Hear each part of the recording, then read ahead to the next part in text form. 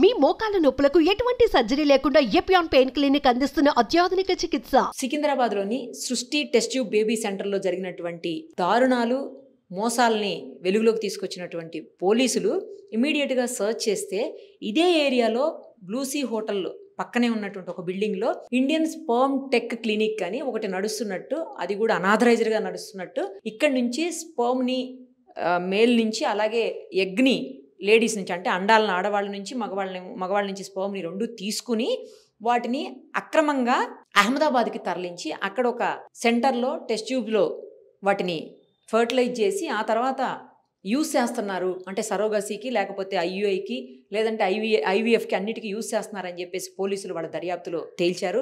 ప్రస్తుతం మనం అక్కడే ఉన్నాము. ఇదైతే బిల్డింగ్లో సెకండ్ ఫ్లోర్లో చాలా అసలు సీక్రెట్గా నడిపిస్తున్నటువంటి పరిస్థితి ఉంది. ఎక్కడ కూడా Indian sperm tech clinic boards కూడా కనిపించట్లేదు మనకి.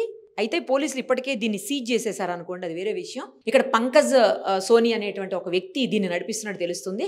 అతను ఏంటంటే చాలామందిని డబ్బులు ఆశ చూపించి వాళ్ళని ఎంప్లాయీస్గా, టెక్నీషియన్స్గా, తర్వాత ఏజెంట్స్గా జాయిన్ చేసుకొని వాళ్ళ నుంచి చాలా యూత్ని, అంటే యువతని టార్గెట్ చేసి డబ్బులు ఇచ్చి వాళ్ళ దగ్గర నుంచి అండాలను, వీర్యాన్ని సేకరించి ఇవి ఇక్కడి నుంచి పంపిస్తున్నాడని చెప్పేసి పోలీసులు దర్యాప్తులో తేలింది. ఇదిగో మీకు ఇక్కడ చూడండి కనిపిస్తుంది, వీర్యదానం సెమన్ డొనేషన్ అని రాసి పెట్టి ఉంచారు.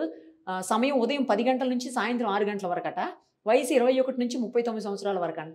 పత్రాలు అసలు ఆధార పత్రాలు ఇవ్వాలంట. సోమవారం నుంచి శనివారం వరకంట. మరిన్ని వివరాలకు సంప్రదించండి అని నెంబర్లు ఇచ్చారు. సేమ్ అదే ఇంగ్లీష్లో కూడా ఇక్కడ ఉంది. ఎంత దారుణం అంటే ఇది ఒక నయా దందా అనమాట. అంటే డిమాండ్ని బట్టి 1000 రూపాయల నుంచి 4000 రూపాయల వరకు కూడా ఆ డొనేషన్ ఇచ్చిన వాళ్ళకి, అండాలు ఇచ్చిన వాళ్ళకి, అలాగే స్పర్మ్ని ఇచ్చిన వాళ్ళకి కూడా ఇస్తుంటారంట. ఇక్కడి నుంచి చాలామంది వస్తుంటారు, పోతుంటారని చెప్పి చుట్టుపక్కల వాళ్ళు చెప్తున్నారు. వాళ్ళు ఎవరు ఏంటో తెలియదని, కానీ సీక్రెట్గా నడిపిస్తున్నారు. అదే ఇందాక చెప్పింది మీకు. ఒక 2 రూమ్స్ ఉన్నాయి. ఇది వెయిటింగ్ హాల్ అంట, అక్కడేమో ఆఫీస్ రూమ్ అంట. ఆఫీస్ రూమ్ని సీజ్ చేసేసారు. అసలు ఎంత చక్కగా బోర్డులు పెట్టుకొని చూడండి ఎట్లా చేస్తున్నారో వాళ్ళు. ఏం చేయాలి అసలు ఇలాంటి వాళ్ళను? ఇక్కడి నుంచి ఇది ఒక పెద్ద లింక్ చైన్ సిస్టమ్ లాగా ఉంది. ఇక్కడి నుంచి ఇంకెక్కడికెక్కడ పంపిస్తున్నారో, అది ఎక్కడికి వెళ్తుందో ఆ ఫర్టిలైజేషన్ అయిన తర్వాత ఇంకా ఏ మహిళలకు ఇస్తున్నారో, లేకపోతే ఏ భార్యాభర్తలకి దీన్ని ఇచ్చేసి దాని నుంచి డబ్బులు సంపాదించుకుంటున్నారు, మరి వాళ్ళకే తెలియాలి. ఎంత మోసం ఇప్పటి వరకు ఎంతమంది దగ్గర నుంచి తీసుకున్నారో, ఎంత మోసం జరిగిందో, ఎంతమంది తల్లిదండ్రులు, ఎంతమంది అమ్మా నాన్నలు అవ్వాలనుకుని. ఎందుకంటే తల్లిదండ్రులు కావటం అనేది ఈరోజు ప్రతి ఒక్కరూ కూడా కోరుకునేటువంటి అంశం. తల్లి కావాలి, తండ్రి కావాలి, అమ్మా నాన్నని పిలిపించుకోవాలని ప్రతి జంటకి ఉంటుంది పెళ్ళైన తర్వాత. అలాంటి వాళ్ళ బలహీనతని, అలాంటి వాళ్ళ సెంటిమెంట్ని వీళ్ళు బిజినెస్గా మార్చారు. దాన్ని క్యాష్ చేసుకుంటున్నారు, ఎన్క్యాష్ చేస్తున్నారు దాన్ని. ఇంత దారుణమైన దందాలకు దిగాల్సిన అవసరం లేదు. కానీ ప్రతిదాన్ని సెంటిమెంట్ను కూడా ఈ రకంగా వాడుకోవటం అసలు ఎలా చెప్పాలో కూడా అర్థం కావట్లేదు.